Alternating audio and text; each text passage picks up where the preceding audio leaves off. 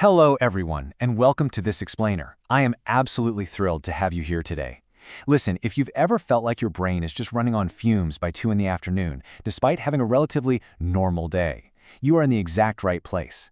Today, we're breaking down some really fascinating psychological research centered around this concept called the cognitive tax of modern noise. We're going to look at exactly what is secretly draining your mental battery, and, much more importantly, how you can get it back. Okay, let's dive right in.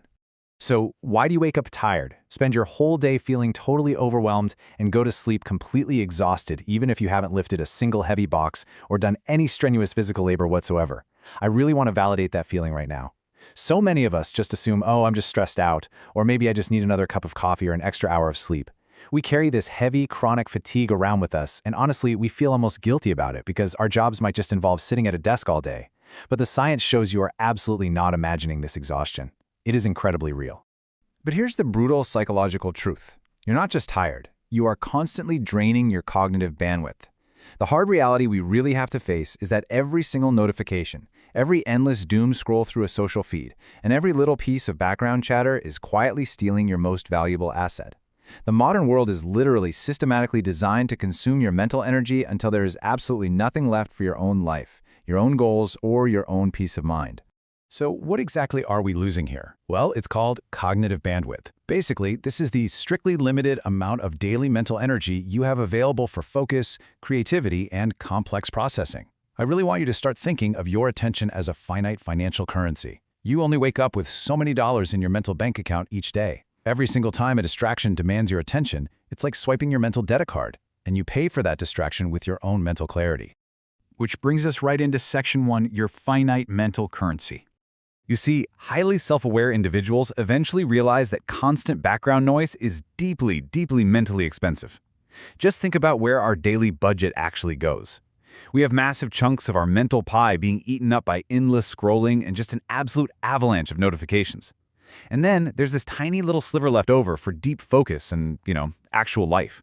If you don't actively protect your focus, your mental bank account is completely overdrawn before you even sit down to do the work that actually matters to you.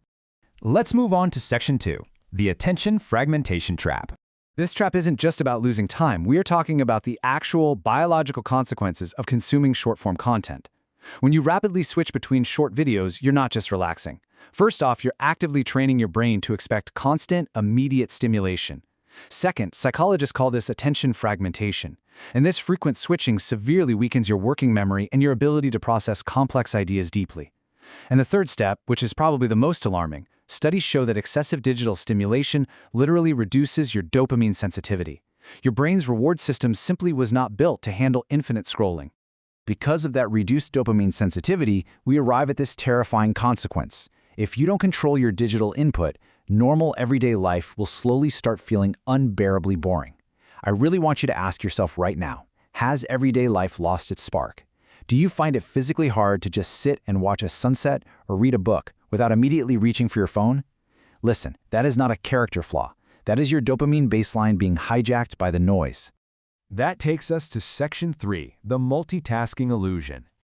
So, how exactly do we try to cope with an overtaxed bandwidth? We rely on a total myth. We genuinely believe we can achieve maximum efficiency through simultaneous complex tasks, like we're some sort of hyperproductive superhero. But the neuroscience reality? It's much harsher. The brain actually cannot perform multiple complex tasks at once. Instead, it engages in rapid mental shifting. You aren't doing two things at once. You are aggressively switching your attention back and forth, which results in a massive, massive energy burn. Let's break down the actual penalty of this behavior. Multitasking causes that rapid mental shifting and enormous energy burn we just talked about, sure, but it also significantly reduces the accuracy of your thinking. And here's the truly wild part from the research. Heavy multitaskers actually become much, much worse at filtering out irrelevant information. By trying to do everything all at once, you are literally training your brain to become easily distracted. You're just making yourself way more vulnerable to the noise. Now for Section 4, the panic of silence versus the power of solitude. What actually happens in our minds when we finally manage to turn the digital noise off? Well, psychology shows a really stark contrast. For a lot of people, silence is straight up terrifying. The constant need for distraction, always keeping the TV or a podcast on in the background, is often a sign of avoiding internal mental processing. Lower-level thinkers will hide from silence just to avoid facing their own thoughts. But intelligent, self-aware minds, they do the exact opposite. They actively use solitude for deep reflection and processing complex ideas. And the benefits of embracing that quiet are highly tangible.